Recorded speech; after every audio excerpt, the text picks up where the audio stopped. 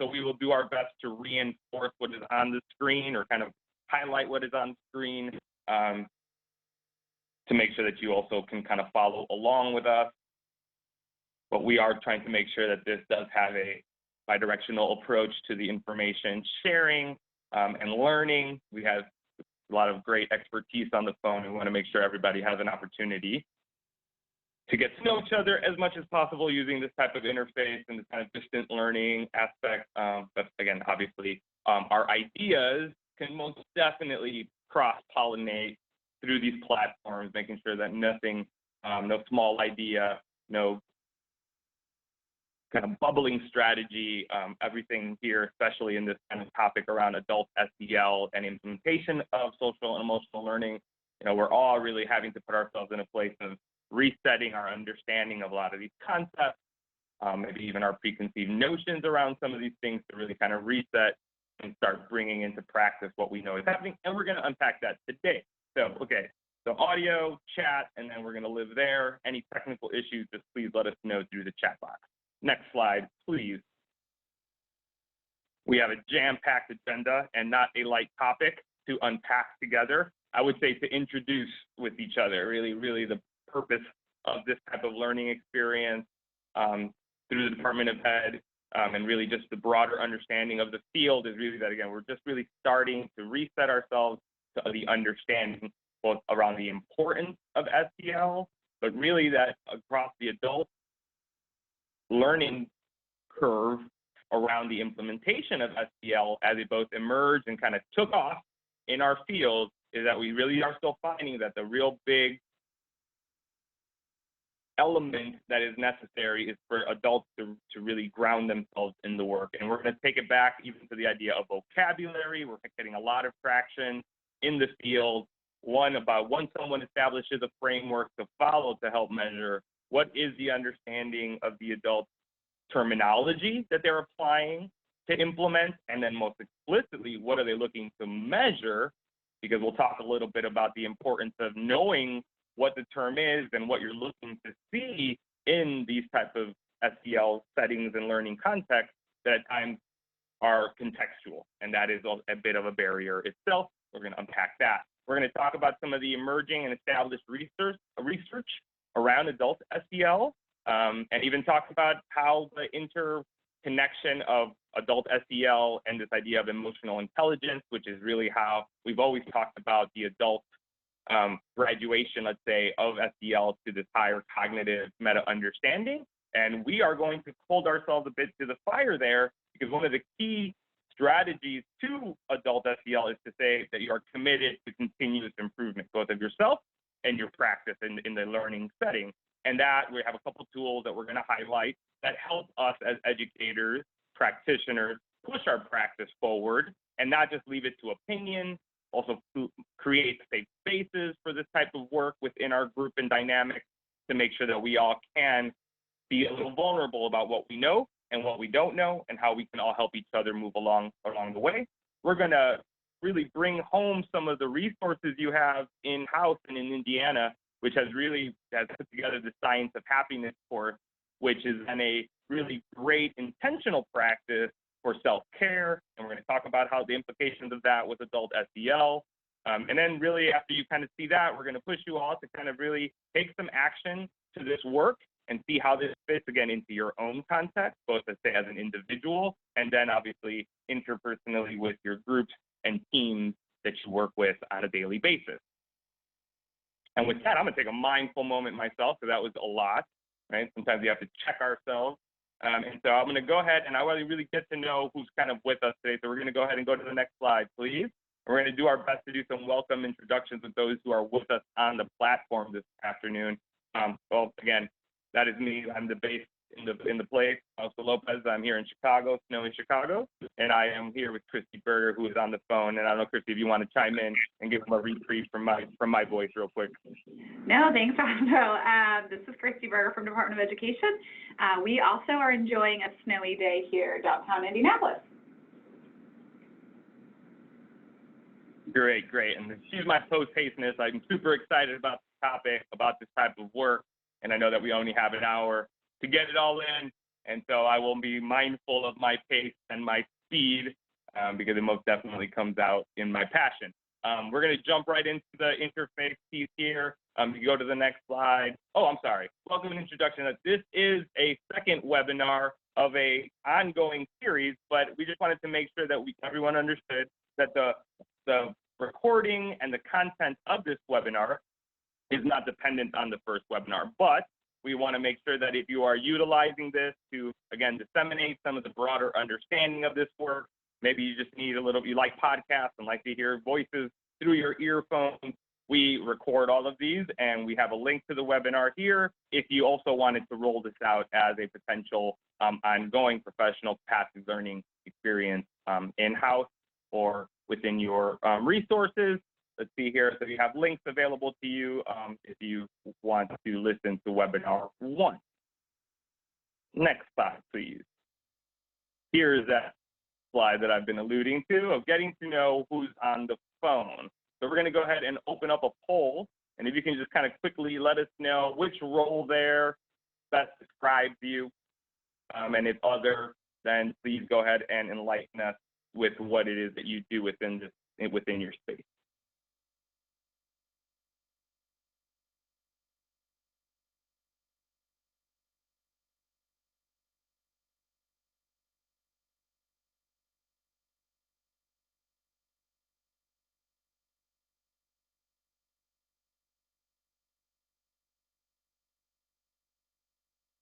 And if we have enough respondents, I think we're about at 50, we can go ahead and see who we have with us today. Okay, so we have fellow teachers in the room. See here, we have some district and school administrators, which is always great. We have some student services, and this is both great to just know who's the different expertise, and we could also try to get into the differentiation across roles, but we also know that this work in SEL is ecological. We know it takes various different inputs and various different roles, including external vendors. So we're just happy to see even that other. And again, if maybe folks, I guess there is no space to designate others. Some folks want to maybe put it in the chat what that other is for them, just so we can kind of get a broader understanding. That would be great, but not super necessary. We just want to make sure that we understand who is with us today. We're going to go ahead and close this poll. And thank you all for taking time today to kind of join us and kind of on this trip. We're going to move over to the next prompt. We want to just kind of get a baseline understanding of the day, not necessarily of your work or your profession, but how well you understand the concept around SEL. So again, this is a time to be honest about where you are, and it'll be a first attempt to collect some data for readiness, let's say.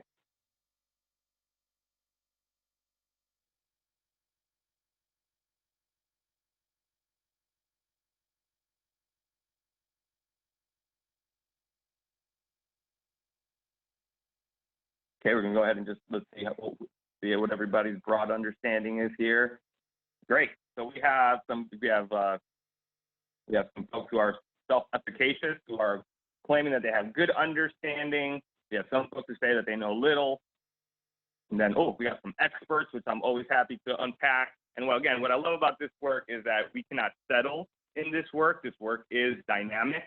So I love the fact that regardless of where we feel we are, we just know that we are all dependent on keeping to push the work and our understanding and the application, specifically when we're trying to get it into the work with our young people, because that is where differentiation lives, and it's what's going to keep us on our toes.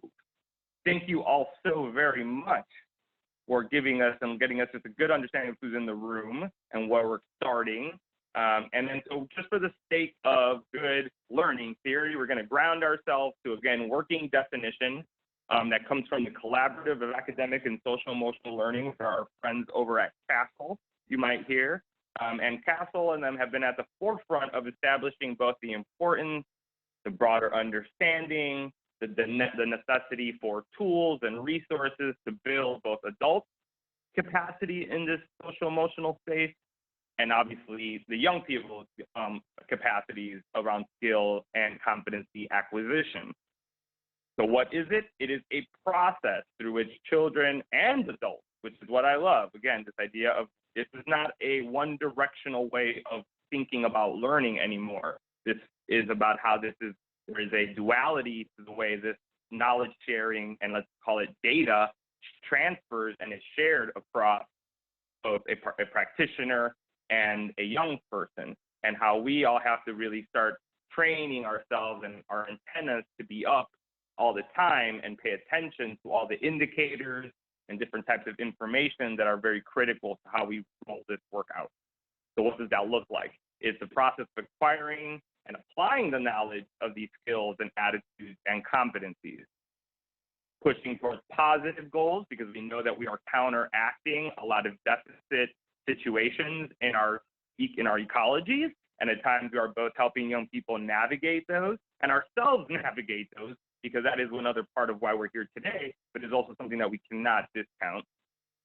Show empathy, which again is not one directional, and we have to unpack what that looks like, especially in the hustle and bustle of the educational systems that we inhabit, because at times time is of the essence, and some of those connections get discounted because of the pace.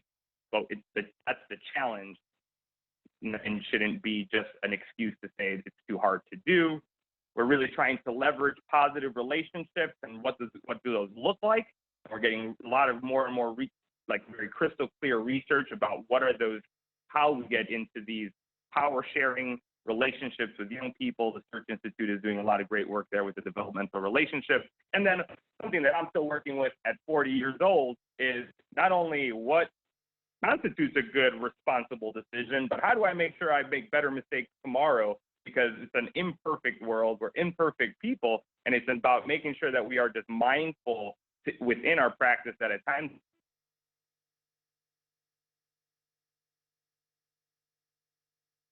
what we're working with as a definition of SEL.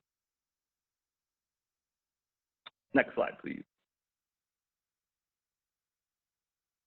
So another quick poll just to kind of think through. When you think about adult social emotional, how much would you say you think about that? Is it something that you think about all the time? Maybe, again, some of our experts self-assess themselves on an ongoing basis. Just talk about a little bit about how you put yourself into the reflection around your own adult SEL understanding, skills, applied competencies at your age. And we won't ask you to put your age in the chat.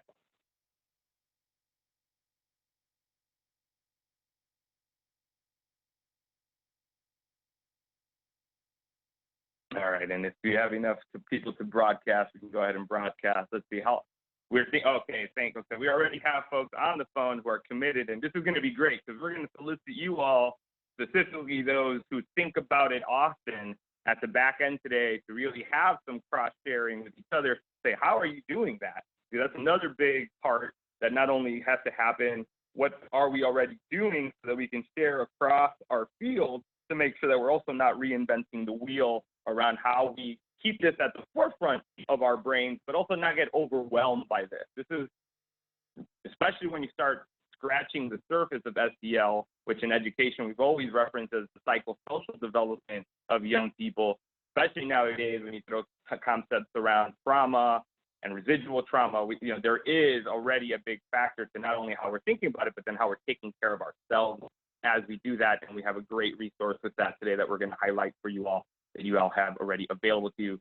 With that said, we're going to go to the next one because we're going to jump into hopefully a fun way of introducing terminology to all learners at all ages and all expertise, because we all like games.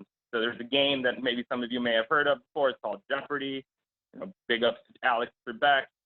We are going to play quick, because our time together is short and we have a lot to do, but we wanted to ground ourselves in terminology. You are all in Indiana already blessed with having your own framework to align around the applied SEL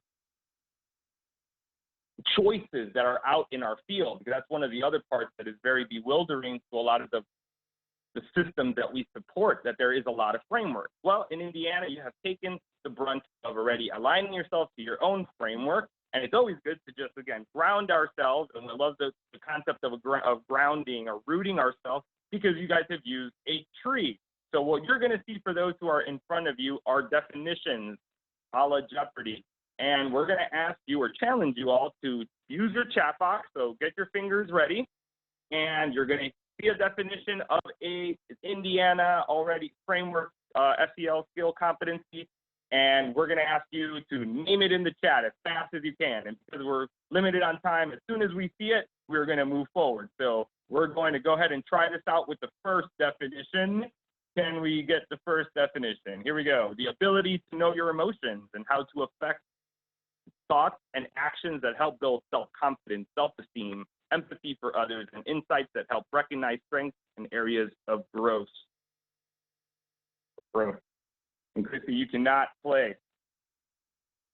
We see it, insight. Dang it, but I see some that got it. I see Jessica Yoder got it. Ding, ding, ding. Nice job. Thank you. So we're looking at insight. Next, you can go ahead and click. Yep. So there it lives in your tree in Indiana, insight. So again, this is okay. Next, the ability to have body awareness and recognize sensations in your body, which is an important skill for managing transitions, changing routines, increasing alerts. We are ready. I can even finish. Okay, we got sensory motor integration. Ding, ding, ding. Wonderful. Again, lives at the base of your tree. All right, we're moving. The ability to recognize and manage emotions as well as build positive self-control, self-discipline, and who needs that? Yeah, self-regulation. We all need that. Even us adults, I'm sure. You can think about maybe your partner at home who might need that. This is why it's a process of learning that does not end. It continues almost to the point where we are not here anymore. All right, let's go with the next one here. The ability to work well with others, include in group and teamwork environment using positive communication. I think everybody got it. Ding, ding, ding. Collaboration. And we throw that word around. But collaboration just doesn't happen. And one of the best things about training young people through the continuum now is that they're going to inherit a different place of collaboration, hopefully in their future, that we didn't get to experience. All right, let's see the next one. Thank you, collaboration. Okay, here we go. The ability to make constructive choices, analyze decisions, and apply critical inquiry skills that are necessary to approach learning. There you go. We have critical thinking. And a huge component, another term that is thrown out there, inquiry, questions, the scientific method, where all learning starts and takes root and flourishes. Wonderful. Let's push it to the next one. The ability to have strong social awareness, including the ability to take on perspectives of others and empathize with people. Thank you. Connection, perfect. Again, we always talk about connections. How do we get connected? The ability to demonstrate cognitive flexibility, willingness to learn, perseverance, adaptability. Perfect. The importance of mindsets, right? Carol Dweck's work was foundational here, really enlightening people that if you are a negative Nancy, sorry, Nancy's on the phone, if you are constantly bringing a negative attitude to the forefront of your experiences and your relationships, your fixed mindset could grind you down, could hold you down, and really challenging all of us as educators to apply a growth mindset. And I would say that to our young people, to our careers and our life. The idea there is to not get stuck, and we'll talk about why that is so important. All right, thank you all for taking a quick second to do that. I'm going to contextualize really quickly before we get into the importance of how that creates a bit of safety. You might say, okay, that was pretty basic, Fausto. Great. Well, we have had some enlightening experiences rolling out some PD and capacity building with educators, because one of the big things here around the importance of SEL is this idea of owning that you may not know something, that you may have forgot something from that workshop you took way back when, or that master's level class that you took a long time ago, and that there really was no opportunity to kind of do that or apply it. So this is about, again, how we structure and create safety and go back to our formative approach to say at times we may know the definition of that, but did I apply it in my work? And who do I have as a safety net in my team who I can be both vulnerable with and can hold me accountable in this work, because we all have bad days. And more, that is becoming the critical importance of this SEL, is to understand that we're imperfect. And even though our field wants us to be as perfect as possible, we have to really battle with the dissidence of that within our profession. So let's go into the importance of SEL, because it's not a light topic, and it's extremely critical and foundational to the implementation of this work. And as I alluded to, even the measurement, and are we reaping the benefits of this hard work? The next slide, please. Give everybody a second to maybe kind of take in, again, more words on the screen about what is it? What is this adult SEL? Now I'm trying to model over here by breathing, taking a second, not always to challenge your own pace, to challenge how you're presenting a lot of information at times. The word application of this lives from moment to moment and context to context. And as individuals, we're dealing with things fluidly, differently at times, which is part of the challenge. But at the end of the day, we want to model these pro-social behaviors. And those pro-social, we have to touch a little bit on pro-social, because what the opposite of that is anti-social. So this idea of trying to promote the positive, already understanding that potentially, and we usually have to live in reflection here about how we all were educated or conditioned within education settings. And at times it wasn't always very positive. Again, no judgment to those who were before us, but that's where we're trying to challenge the status quo of that. Is to say that we now know that learning just doesn't miraculously happen, and that the brain needs to feel lots of different types of safety to be open cognitively, start being in a place of learning and acquiring knowledge. And half of that is just starting with labeling emotions. It's amazing to see these young people more and more at times understand and be able to label emotions, and I'm going to own this, at times more than I can label emotions. And again, pushing ourselves through their application of something like a mood meter. I was like, I wish I had a mood meter starting in 5th grade. I would be potentially way more articulate about how I'm feeling, versus I had to learn that a lot longer, a lot deeper in my own developmental trajectory. How do we get into these positive relationships? How do we keep them? How do we advocate for ourselves? Really trying to push that our young people know how to have self-developed self-efficacy, because at the end of the day, we're really going back to this Maslow's hierarchy of human needs and how we really traverse that very steep pyramid of development to make sure that we get to our most best authentic self up at the top of that pyramid. And a lot of us are still working on getting up that very steep pyramid. I'm working on it. And then how do we apply those self-care practices that we alluded to? This is tough work. This is grueling work when we think about the challenge of differentiating now between all these little psychologies that are looking at you bright-eyed and bushy-tailed and are critical. You are a critical component to their development. What does that look like? And thus, how do we battle that residual stress, that secondary trauma, depending on what happens when you start getting into the context of young people and breaking down what is challenging them and empowering them to deal with that themselves? There's a lot of storytelling in that. There's a lot of qualitative data there that at times can trigger ourselves as adults. And thus, we need to more and more hold ourselves accountable to how are we feeling when we unpack some of these very both basic and very deep things with our young people and the adults who are dealing with it. And then obviously the environmental support. The school climate, more and more related to the conditions for learning, and that again, that just doesn't happen, and it takes everyone in the learning setting, not just the teacher. It takes the peers, it takes all those adults, and which is why we're emphasizing the training of all adults in both child development and, say, good practices that support young people in thriving. So it's not important. Next. Now, in our field, we have, again, a lot of folks, really, really intelligent, brilliant people are trying to compartmentalize, well, what does this look like in play, Fausto? Sounds great, but the idea here is I still have to show up to work, and I still need to get through my lesson plan, and we need to make sure that we get through this stuff. So again, we're trying to push this capacity building as professionals to say, well, it does, again, this is where it could live. SEL, let's unpack it, social emotional learning, well, the social aspect is in how do we integrate grouping strategies, how we create voice and choice, how we challenge ourselves to not be so potentially rigid in the pace so that we are providing that warmth and support, how we're allowing young people to share a little power with us around our disciplinary strategies.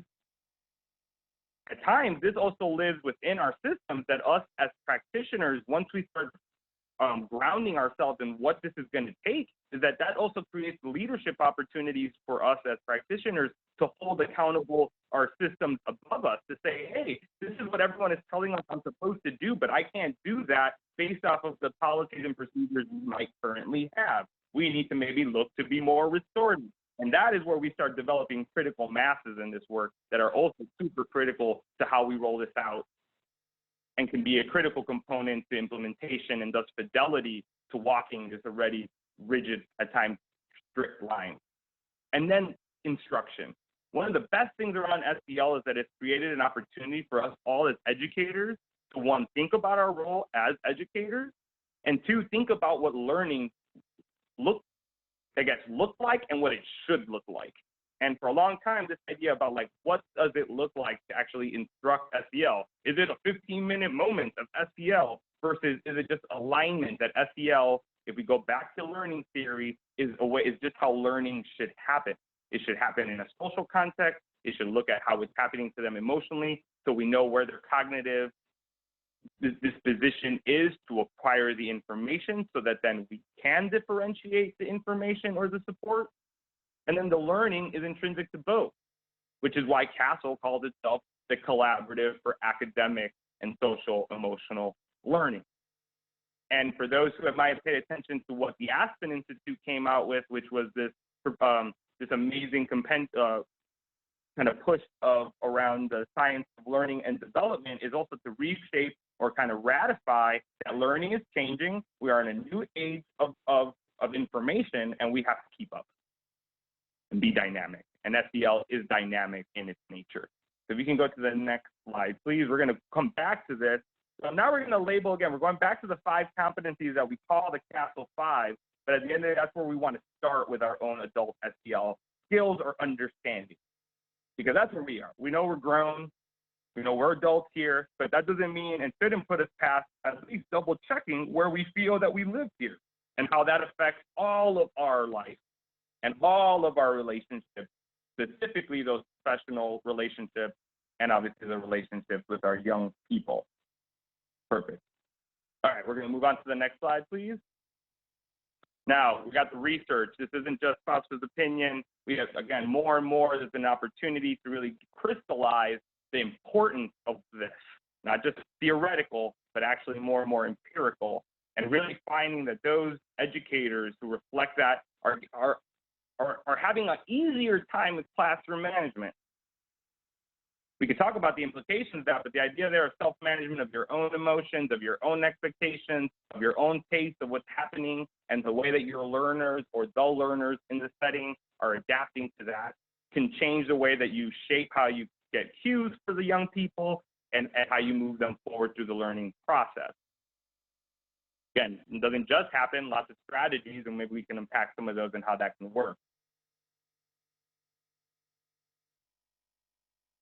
Again, a little bit more organized. We used to talk about the term intentionality, that if you bring an intentional aspect, you start being kind of premeditated about what you know the pitfalls can be with individual learners, with different times of the day, with different aspects of what's happening in the context of young people, by paying attention to different forms of data of what's happening in their lives, whether or not, again, we go back to like what's happening at home, to what's happened in the hallway, to what's just happening in their own developmental angst.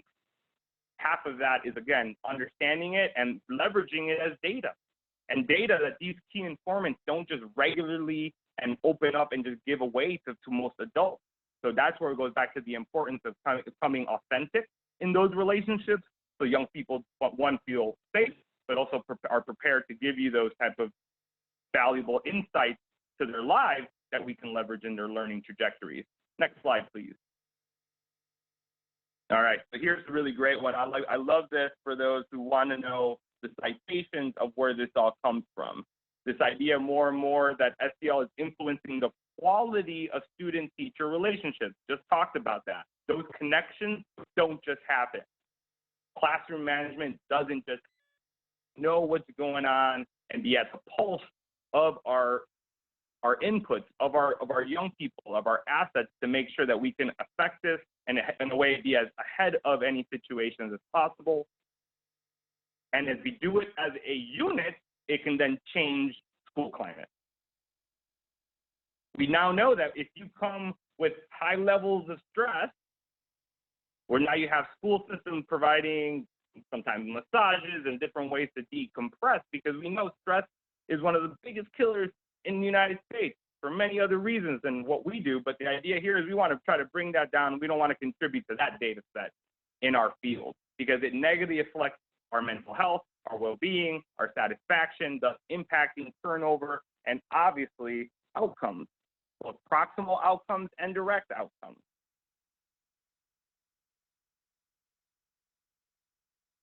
And if we can do it and implement it again as a unit, have consistency both for the young people's sake and for our own sanity, then we start talking about how communication, transparency, trust starts being developed in our team. And that's research that has existed forever in organizational psychology of how you empower teams to do their best and thus boost outcomes, which in our field is student performance. And the biggest piece, both for implementation and evaluation, which is why it's really great, I'll go back to definitions and talk about what it means to me versus what it might mean to you and might mean to other folks on your team. Because at the end of the day, if we're defining and thus training our eyes to identify based off our own internal definition what we think self-management is, and everyone is going to be observing and thus measuring that potentially different. We need to ground ourselves in the definition so that when we're looking at it, we're making the right attribution. So this is really about working smart, not hard. If we can get that tough work out of the way, then we can move forward in a unified manner. Next slide, please.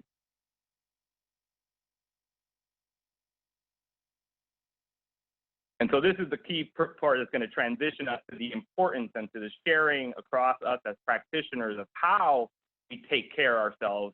Because at the end of the day, I hate to be that researcher that says, this is what you should do. You guys should go to the gym after work and you should join yoga, because I know that context matters and not everyone has the same availability and time or sanity to do it. But we have to push ourselves to do it because we now know that that type of data and that putting it off to next month or till summer is impacting the overall implementation of SEL.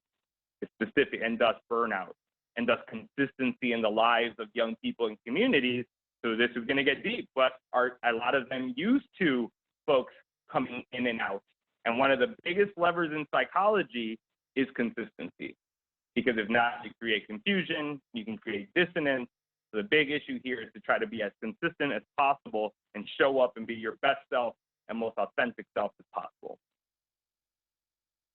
Now, I love this Reyes et al. Because it just really gives you kind of a comparison.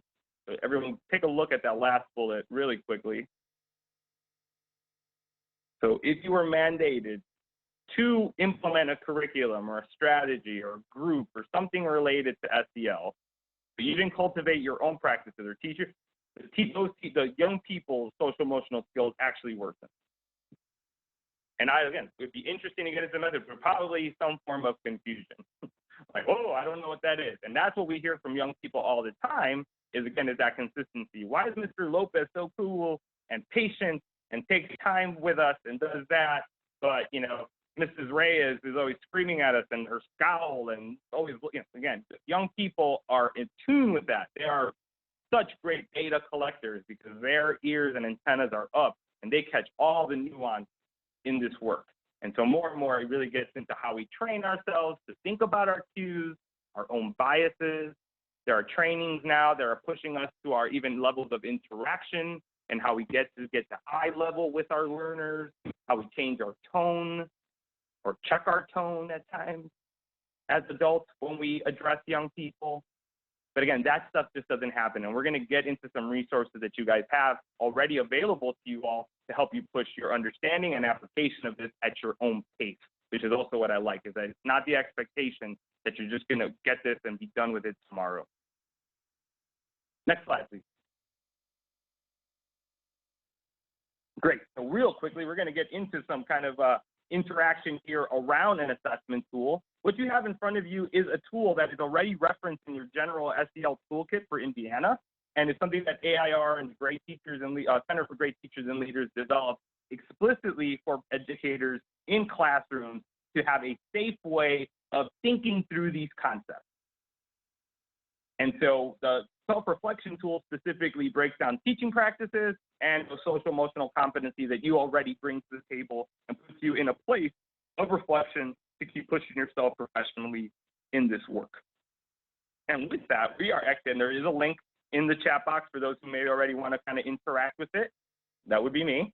I would have done that. And we are going to instead of just kind of giving you the overview, we're going to let you interact with some of the items because it'll get to know each other a little better in this digital platform. So next slide, please. So this is really, again, always highlighting the importance of us having to be very in the front of our thinking about how we're implementing these practices and how it's influencing or impacting our young people. And so it's divided to be something that is a formative assessment, a formative, just quick way. Then we have seen different systems implement this tool in different ways because it is relatively comprehensive. So it's something that you can take from page 1 to page, I think there's a lot of pages, or you can actually look at the various domains and create a conversation starters. So this has been used in various different ways in various different PDs and communities of practice to at times get the conversation rolling, or if you want to create it as a form of data collection, we were very thoughtful about the development in that, and it could lend itself to some more structured way of tracking PD. Next slide, please. Perfect. So here's our opportunity now. We're going to open up a poll, and we'd like you to assess yourself and respond. So when I respond to misbehavior by considering pupil-specific social, affective, cognitive, and environmental factors that are associated with occurrences of the behavior. Woo. I respond to misbehavior by considering pupil-specific social, affective, cognitive, and environmental factors that are, you could have a whole session on that one statement, but go ahead and let us know where you fall in that gradient, please. So you either do not implement this practice, you struggle with implementing that practice, you implement it reasonably well, or towards that, you are an expert and ready to write a book. All right, let's see the results here. Oh, wonderful. Now, the best thing about this type of tool and why it could be from item to item, if you have a good kind of self-reflective buddy in your school or in your setting, or again, you do it more structured within a kind of adult setting of learners, is great because at the end of the day, it's always great to have your own opinion yourself, but then you want to ratify that with evidence. And that's where the conversation gets rich. You know, you can always cross-check because we do know that we all have socially desirable responses at times. So I'm super doing it really well. Great, you're doing it really well. Why don't you model that for the other teachers so you can leverage all this information and just kind of quick conversation for the betterment of all the capacity building strategies and activities you may already be doing in your work. All right, thank you all for doing that and for being honest. We're going to go to the next one here around teacher language. I let my students know how their efforts lead to positive results with specific affirmations. And if you got those, please share some specific affirmations. I think we all need those on our daily basis. So go ahead and rate yourself that. Again, the scale is I do not implement it, I struggle, I implement it reasonably well, I implement it well, or I'm killing the game. All right, let's see the results here. We're going to keep it quick because it's the baseline. And once you think you got a large percentage say, thank you so much for being honest, that you're implementing it reasonably well. Some of you are indicating you guys are doing this pretty well already. Another great understanding how you can leverage those data. What's the difference? Have folks talk about the difference between reasonable and doing it, feeling that they do it generally well. What do they do? At times, the aha moment is that they might be doing similar or exact same things, and it's just about how they feel about it. That's, again, the trust, communication, sharing of practices that we want to open up in our field. And at times, I know it's finding the time to do it, but this at times can allow different ways of getting that information, getting our teams to think about it, but not necessarily having to make it so crazy into a high accountability structure. Okay, let's see the next item, see how we're doing here. Responsibility and choice. I make sure students make the connection between their choices and potential consequences.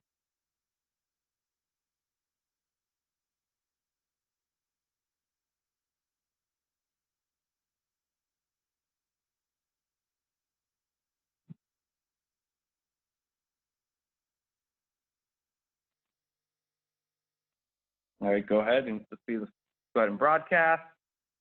Yeah, great. So we are, and what I love about this is that at any point in any type of data that we get here, this allows us the opportunity to leverage the experience in the room. And at times we don't know the experience we have unless we do these type of, at times, almost basic processes to say, well, look at Fausto says, and is super confident, and he's telling us that he knows how to do this.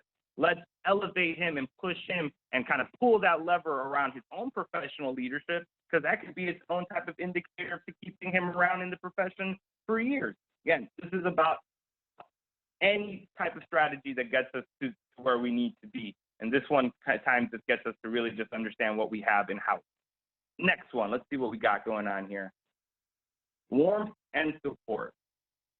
I let my students know that it's okay to get answers wrong or think outside the box.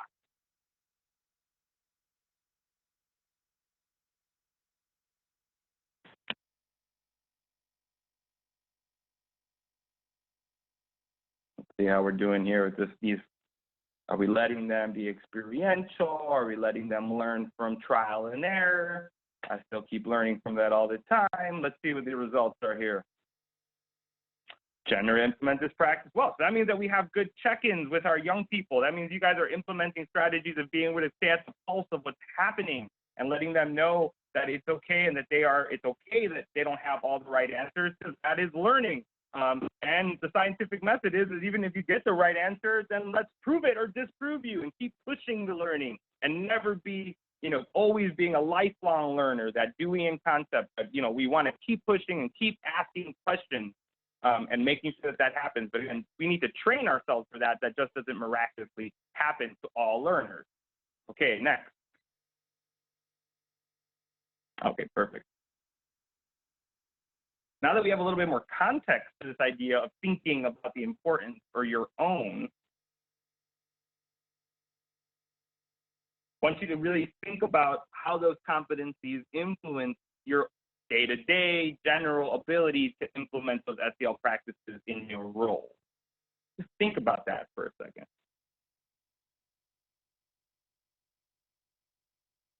Does it help? What would you do with this information? Or what do you do with this information? Again, this tool just gives you the opportunity to sit. And there are a lot of different tools out there if you Google them, but this is one that we have got a lot of great traction with, and it has a lot of the majority of the underpinning research. As we always say, we do the research so you don't have to. This is, again, a comprehensive guide getting anybody started. But there are a lot of great ways of thinking through, collecting and thinking through your own data in this space. Okay, next slide, please. All right, let's think about self-awareness here. I'm usually aware of how my emotions, culturally grounded beliefs, and backgrounds are precursors to my emotional reactions, and understand how they might impact social teaching practices in my students.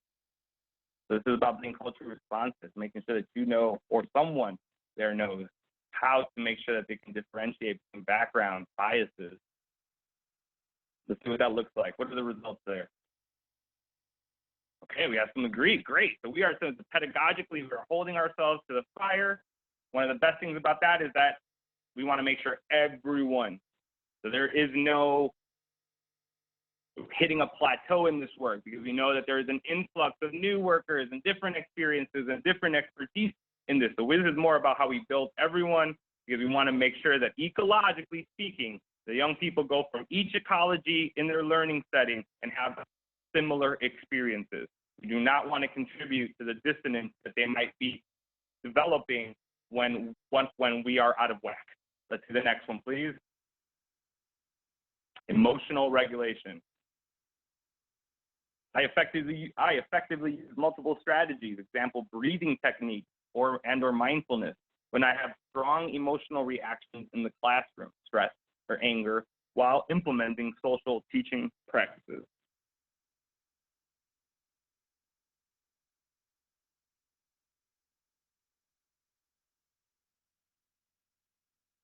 Perfect. I love it. I love that we are all saying that we are either doing it, putting it into play already, because I said, I think that us modeling that, both for our young people as a way of acting when that happens, and then even for our other peers, as they see that your practice might be different than theirs, and how you might be a little happier in your professional life because you're doing some of these things, and the way that they might be looking is how we really have to, again, create safety, understand that everyone's not at the same place with this, and make sure that we are openly sharing how we're doing this, because something that you're already doing could really help somebody else. Next, please. And then it puts you in a place of PD so that you reflect on how you rate, own it, and again, this can be housed and put in places of accountability, which again, accountability is only a bad word when it creeps up on you, versus if you are part of this and you say, hey, I need some help on the understanding of this, and you track that and you put some action steps. Now we're really talking about how we build our adult capacities in a structured way, in a safe way, and we keep being better professionals along the way. All right, we're going to get, because I really want to make sure I know that was, yes, first, at the place where you get to think through, or what I think is an amazing resource. I get the pleasure of working with a lot of different systems around the country, and I have just been in awe is the bad word, but I've already used so many of these amazing Indiana resources to try to help our other capacity building MPDs around the country, because at times one good resource, there's no stealing in our field, right? It's just only just taking a good idea and putting it into a different context. And this science of happiness that Christy's going to break down for you, that you all have at your disposal, again, in a virtual way, is I think just such a great way of rolling something out that allows adults to put themselves in a place of self-care. So Christy, if you want to just go ahead and jump in. Yeah, thanks so much, Fausto. I really appreciated you walking that through for our listeners and for myself. I think it's good to reflect on that, and truly where we have seen some growth in school districts across the state of Indiana is where they have really taken the time to invest in their adult educators and being really intentional in putting them as the #1 priority to roll this work out, by making sure they have understanding of what it looks like, they have understanding of how mastery looks for an adult, and kind of going back and forth with that. So those would be some great tools if that is what your district's looking to get ready to start. Maybe able to have some self-assessment, some anonymous surveys at your school or school district to really lay that foundation. So one of the things that Dr. McCormick really wanted us to do here at the Department of Education was focus on teacher well-being. We know most of our teachers leave, unfortunately, in the first 5 years of teaching, and so we know that there is no better Tier 1 intervention than a healthy and enlightened teacher, and we believe that wholeheartedly. So we came together as DOE with Butler University, and we created the Science of Happiness course. On the next slide, you'll see there's a short video that is an overview of what the course is. We're not going to watch that today because we don't have the time, but this course was based off of Yale University, which was created for actual students. They were seeing an increase of students die by suicide, and so they put this course into place and continues to be the #1 sought after elective. And so Dr. McCormick met with Dr. Santos and really got her blessing to create something for Indiana here. And so it is housed on our Moodle, which is our online portal. And so you'll see on the next slide that it's self-paced. So that means There is no beginning time, there is no end time. It's on Moodle, so you can go to our website, enroll there, and it's 9 modules, but 7 modules of content. So the first module is kind of that introductory around teacher fatigue, why this is important, really looking at secondhand trauma, and then you'll go into more content throughout the process. And so each of the weeks that is content heavy should take you no more than 45 minutes per module, and it goes through what is called the PERMAP model. And so being intentional with each of those different letters and being reflecting as how you work through that as an adult. You know, are you engaged? Do you have relationships? Are you getting sleep and exercise and the things that you need? For that module, you will get 45 PGP points, which is half of what you need in the state of Indiana for your 5-year renewal. And so we have seen over 2,300 educators enroll, which is amazing since we released it in October. But what's even more exciting to us is we are seeing school districts really use this in their PLC model, which means they're pulling together their teachers to walk through this hand in hand. So they're creating and fostering a culture of warmth and nurture and really just a place to share, right? You know, we all need a safe place to share and bounce off ideas and really reflect on how we're growing as professionals, and really see an increase in the happiness around our work that we're doing. So this is a really great course. If you go to our website, which is, you know, DOE, oh, never mind, Cora put it into the chat box. So if you go to our website, you can enroll right there, but you can also, on our website, there are one-pagers that if you are, I saw we have a couple of SEL coordinators, if maybe you're the person who's asked to lead this in your district or school, or you want to, there is a one-page PD overview, and so you could get your team together, share, here's what you all will learn during Module 1, you go do on your own the next week or two, and then let's come back at a PLC and reflect together. What did you learn? There is a journal that goes along with it. You can write as little or as much as you want. The only things that are required to get the PGP points are there 2 10-question quiz, midpoint and end. And then we talk about creating a happiness plan. What are things that you're going to do going forth to really support your wellness and your well-being so that you can support the kiddos that you're in front of each day? And so we'll ask you to submit that plan. We don't grade it for a grade. We just want to see that you have thought through how this could really play out into your day-to-day activity. As Fausto shared, these are skills that we have to continually go back and focus on to make sure that we are embedding them throughout the day. So you can go ahead and go to the next slide. So our next steps, Fausto, I actually don't know if this is you or me, but I can keep going. Go for it. Okay.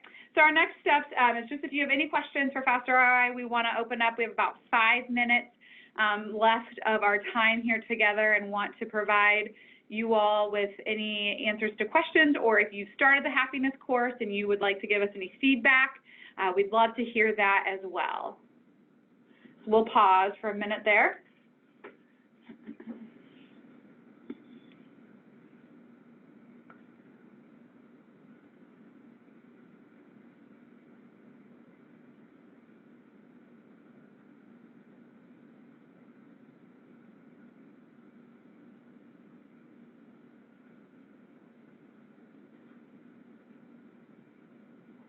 Okay, well, if something comes to you, please feel free to still send it our way. But here for the next step is, again, the link to our website, which is doe.in.gov/SEBW.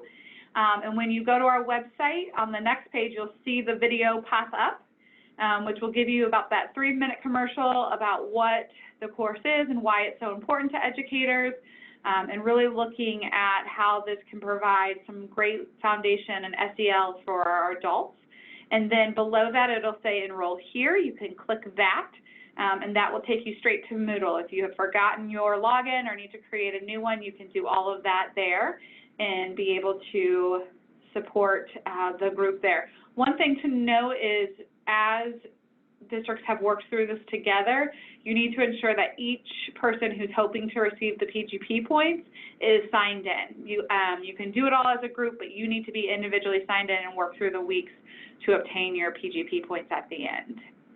And the last thing we wanted to share is that tonight at 8 p.m., we will be hosting our Indiana Ed Chat, and it will be talking about the Whole Child Summit, which was last week, which we talked a lot about teacher well-being, we talked a lot about student voice, all things social, emotional, mental health, wellness for children. So if you have additional questions or things that you want to share about the Whole Child Summit, please meet us tonight on Twitter, and we will go back and forth with ideas and support as you continue to do this work in your space. So thank you all so much for joining us.